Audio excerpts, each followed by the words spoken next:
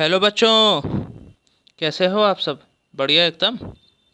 एकदम उम्मीद करता हूँ आप सब बढ़िया हैं और ज़ोरों शोरों से पढ़ाई कर रहे हैं अपनी। ठीक है। तो बच्चों देखो, सबसे पहले मैंने अभी तक यहाँ पर कितने वीडियोस डाली हैं? आई थिंक 5 वीडियोस डाल चुका हूँ अभी तक। ठीक है। पाँचों वीडियोस में जैसे कि जो जो अभी तक मैंने यहाँ पर टॉपिक कवर कराए हैं आपको, पांचों बहुत इंपॉर्टेंट टॉपिक हैं। ठीक है। अगर मैं बायोलॉजी के में बात करूं तो पांचों इंपॉर्टेंट टॉपिक हैं, वहाँ से सवाल भर भर के आते हैं। उनको आपको ढंग से पढ़ना है और अगर उसमें कुछ डाउट है, कहीं कुछ चीज़ समझ में नहीं आई या कुछ सवाल है आपके मन में, तो आप मुझसे कमेंट सेक्शन में पूछ सकते हैं। ठीक है। तो बच्चों, इस वीडियो में जो आज हम लोग पढ़ने वाले हैं वो क्या है? ये एक सेल चैप्टर सेल बायोलॉजी का एंडोमेम्ब्रेन सिस्टम। क्या आया? सिस्टम, बिल्कुल है ना। चलो शुरू करते हैं आज के इस एंडोमेम्ब्रेन सिस्टम के बारे में। आगे बढ़ने से पहले मैं आपको एक छोटा सा इंट्रोडक्शन दे दूं।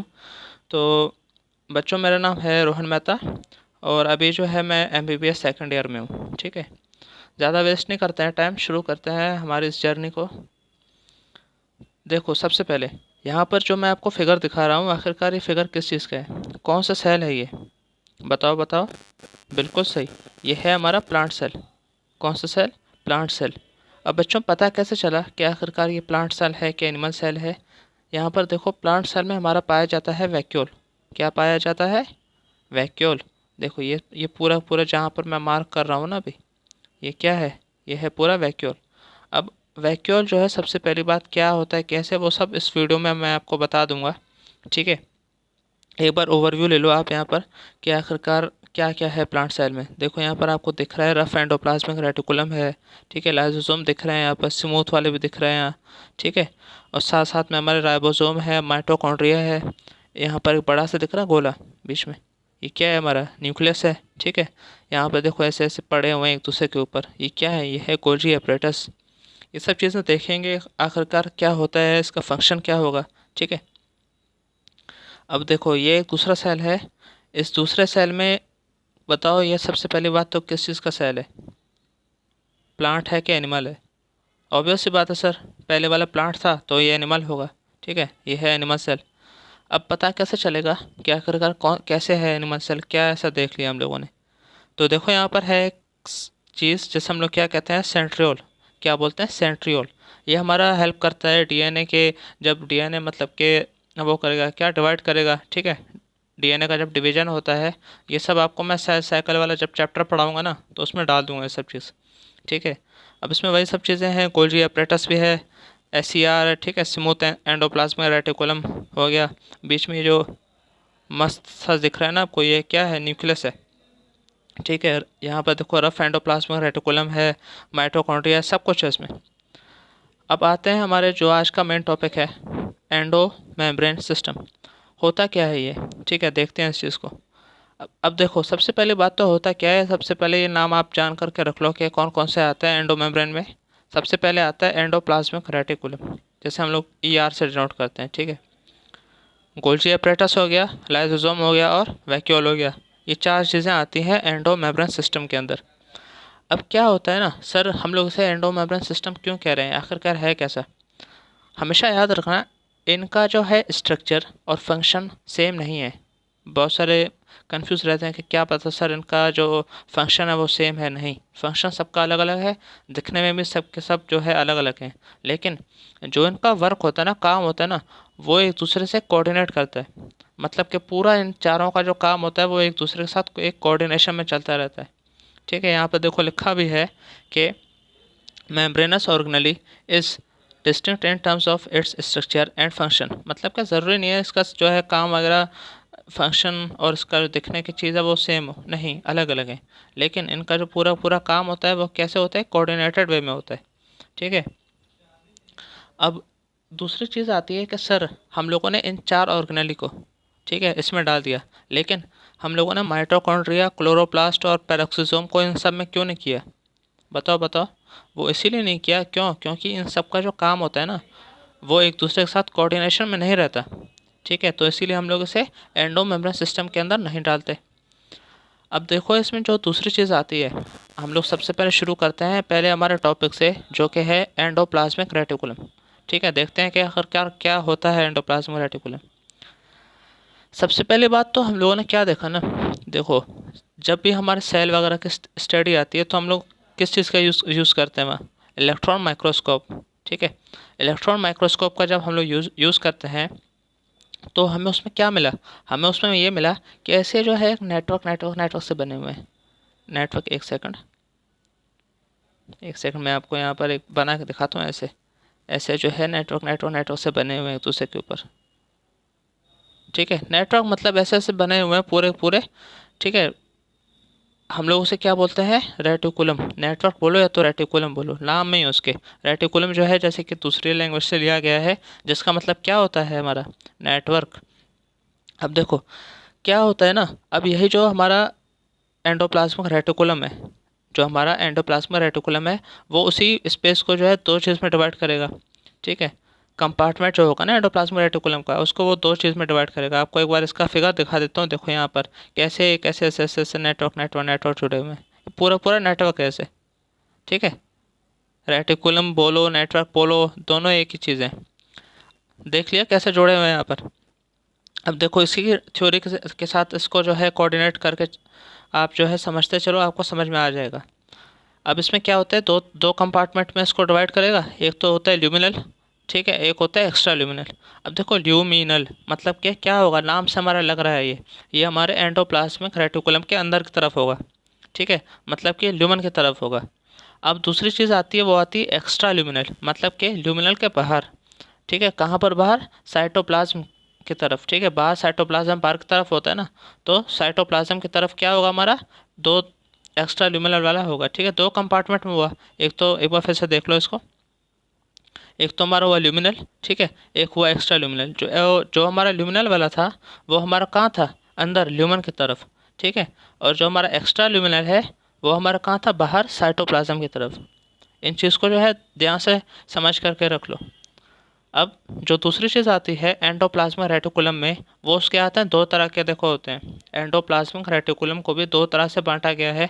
एक तो हमारा होता है रफ एंडोप्लाज्मिक रेटिकुलम, एक आता है हमारा स्मूथ एंडोप्लाज्मिक रेटिकुलम।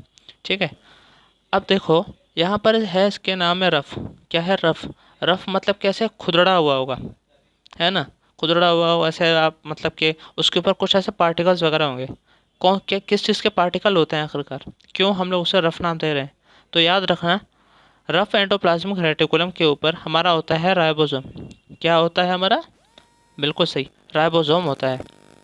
ठीक है, अब ये राइबोसोम इसके ऊपर है, इसी वजह से हम लोग इसे रफ एंडोप्लाज्मिक रेटिकुलम कह रहे हैं। अब आगे जो इसका आता है वो है RER is frequently observed in the cells actively involved in the protein synthesis and secretion।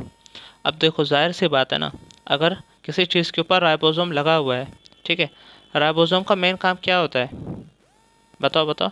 Ribosome का मेन काम है प्रोटीन सिंथेसिस करना। ठीक है, प्रोटीन बनाना और उसको आगे की तरफ बाहर फेंक देना। जाहिर सी बात है, अगर यहाँ पर रफ एंडोप्लाज्मिक रेटिकुलम में प्रोटीन मतलब कि राइबोसोम है, रफ एंडोप्लाज्मिक रेटिकुलम पे राइबोसोम है, तो ये क्या करेगा, प्रोटीन वगैरह बनाने का काम करेगा। अब आता है हमारे दूसरे पार्ट के ऊपर, जो कि है स्मूथ एंडोप्लाज्मिक रेटिकुलम, SER। ठीक है, अब देखो क्या है नाम में इसमें, स्मूथ। क्या है ये, स्मूथ। क्या यहाँ पर राइबोसोम प्रेजेंट होगा, नहीं, बिल्कुल नहीं होगा। Absence of the ribosomes. ठीक है, इसमें राइबोसोम प्रेजेंट नहीं है, इसीलिए हम लोग इसे क्या दे रहे हैं, स्मूथ एंडोप्लाज्मिक रेटिकुलम। ठीक है, अब देखो इसमें क्या होता है, जैसे हमारे रफ वाले में क्या बन रहा था, प्रोटीन वगैरह बन रहा था, इसमें क्या होता है, major site for synthesis of lipid. जो हमारा लिपिड बनता है ना सेल में, तो वो स्मूथ एंडोप्लाज्मिक रेटिकुलम में ही बनता है। ये सब चीज़ें जो है ध्यान से रख लो, इन जो मैं मार्क कर रहा हूँ इनके ऊपर बहुत सवाल आए हैं आपके नेट में, है ना। कोई इसमें ऐसा रॉकेट साइंस नहीं है, आपको इसको सिर्फ समझना है कि आखिरकार क्या कहना चाह रहा है।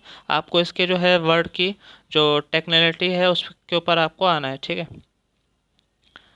अब दूसरी चीज़ आती है इसमें कि इन एनिमल सेल, और वी कैन से कि ह्यूमन सेल भी, ठीक है, हमारे जो अंदर सेल होते हैं उनमें भी हम लोग इस चीज़ को कर सकेंगे appreciate. In animal cell lipid like steroid hormone are synthesize in the SER। Steroid hormone जो होता है ना, लिपिड लाइक स्टेरॉयड हार्मोन, वो सब SCR में बनते हैं। कौन कौन से आते हैं स्टेरॉयड हार्मोन? बताओ बताओ, स्टेरॉयड हार्मोन के नाम आप मेरे को यहाँ नीचे कमेंट सेक्शन में बताओगे कि आखिरकार कौन कौन से स्टेरॉयड हार्मोन हमारी बॉडी में बनते हैं। ठीक है, वैसे अगर आपने ये चैप्टर अभी तक पढ़ा नहीं है तो कोई बात नहीं, मैं आपको ये जल्दी जो हार्मोन वाला चैप्टर है वो भी कवर करा दूंगा। अब इसके आते हैं एक बार डायग्राम के ऊपर, क्या आखिरकार क्या है। देखो यहाँ पर हमारा ये जो बड़ा सा है क्या है, न्यूक्लियस है, बिल्कुल से न्यूक्लियस है। न्यूक्लियस के बारे देख लो, लगे हुए हैं छेद जैसे लगे हुए हैं, होल की तरह लगे हुए हैं, जिसको हम लोग क्या बोलते हैं, न्यूक्लियर पोर।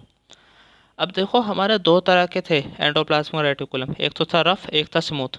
अब यहाँ पर देख पा रहे हो जो ऐसे ऐसे गोले गोले से बने हुए हैं, गोले गोले से देख पा रहे हो आप, ये क्या है, ये है राइबोसोम। क्या है ये, राइबोसोम।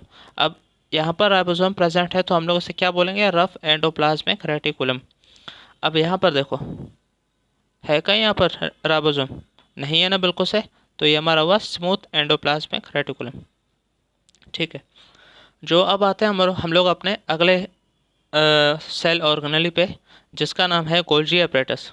क्यों नाम पड़ा था इसका, क्या है ऐसा गोल्जी? तो देखो एक साइंटिस्ट थे जिसका नाम था कैमिलियो गोल्जी। ठीक है, इसने क्या किया था, सबसे पहले जो है इस चीज़ को खोजा था, देखा था, ऑब्जर्व किया था कि आखिरकार है क्या ये चीज़। न्यूक्लियस के पास पाया जाता है, ये भी चीज़ ध्यान रखना, बहुत सवाल आया है इसके ऊपर कि न्यूक्लियस के पास पाया जाता है गोल्जी एपरेटस।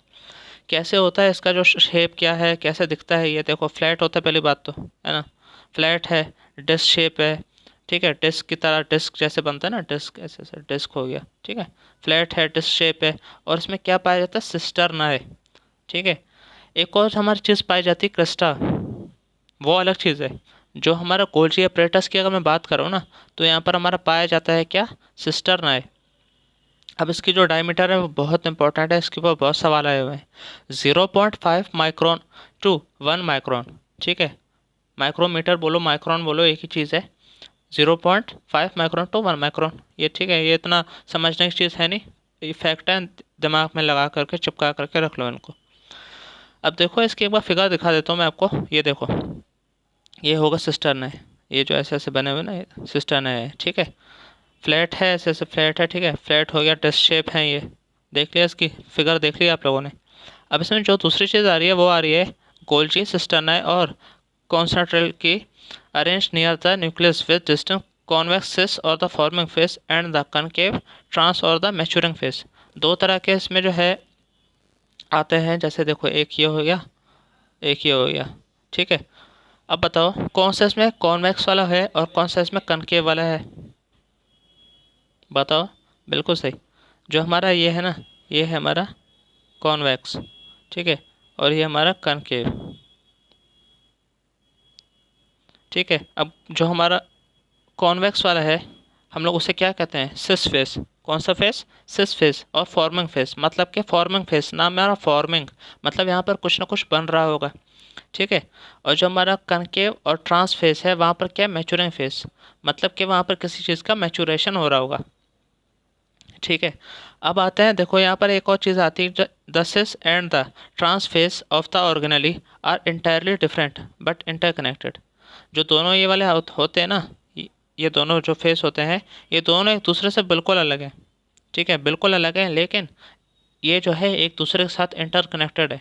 मतलब कि अगर हमारा सिस फेस में, कौन से फेस में, सिस फेस में अगर कुछ काम चल रहा है ना, तो वो साथ साथ में अपना वो काम जो है आगे की तरफ ट्रांसफ़र कर देगा, कहाँ पर, ट्रांस वाले की तरफ।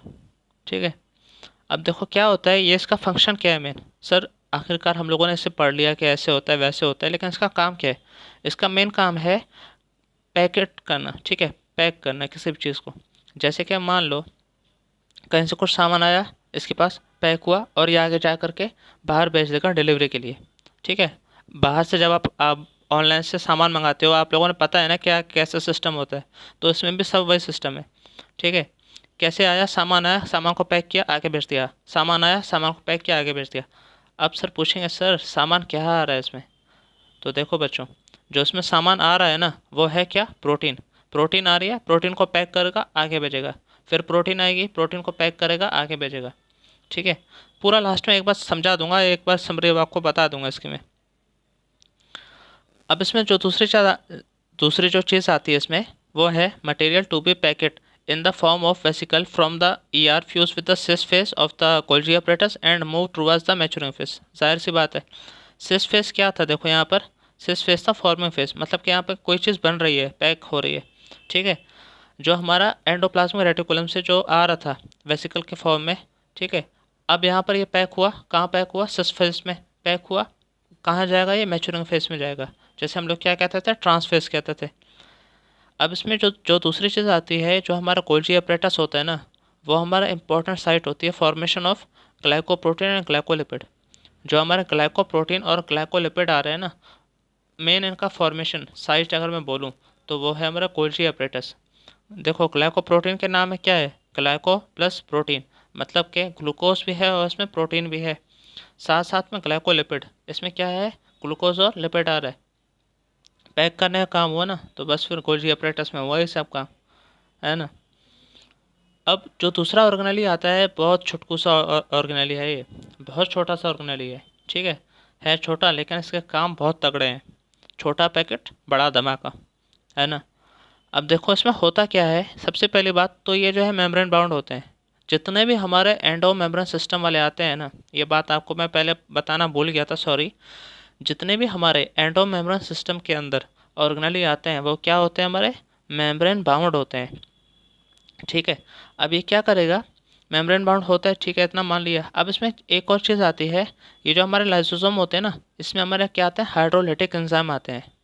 क्या आता है, हाइड्रोलिटिक एंजाइम, नाम में आ रहा है देखो, हाइड्रोलिटिक, लिटिक। अब लिटिक का मतलब क्या हुआ, लिटिक का मतलब किसी भी चीज़ को तोड़ना, क्या करना, किसी भी चीज़ को तोड़ना। अब कौन कौन सा हाइड्रोलाइटिक एंजाइम आता है, हाइड्रोलेजेस आता है, लिपेजेस आता है, प्रोटीएजेस आता है, और कार्बोहाइड्रेसिस आता है इसमें, ठीक है।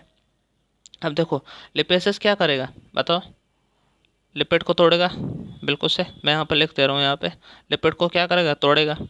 दूसरा जो आता है हमारा प्रोटीएजेस, ये क्या करेगा, ये हमारा प्रोटीन को क्या करेगा, तोड़ेगा, बिल्कुल से। और जो हमारा फिर है कार्बोहाइड्रेसिस, ये क्या करेगा, जो हमारा कार्बोहाइड्रेट है ना बॉडी में, इसको तोड़ने का काम करेगा, ठीक है।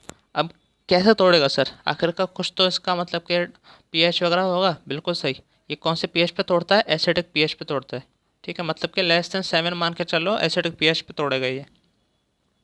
This enzyme are capable of digesting carbohydrate, protein, lipid and nucleic acid, जो बता दिया था मैंने आपको कि ये सब चीज़ें, जैसे थे यहाँ बताया था ना कि लिपिड को तोड़ेगा, प्रोटीन को तोड़ेगा, कार्बोहाइड्रेट को तोड़ेगा, तो ये सब चीज़ें हैं। अब जो लास्ट ऑर्गेनेली आता है, हाँ, लास्ट ऑर्गेनेली जो आता है हमारा, वो आता है वैक्यूल। वैक्यूल जो है, इसको एक और नाम से जानते हैं हम लोग, आप लोगों ने बचपन के क्लास में पढ़ा होगा। जल्दी से मुझे कमेंट सेक्शन में बता देना कि आखिरकार हम लोग इसे कौन से दूसरे नाम से जानते हैं, ठीक है।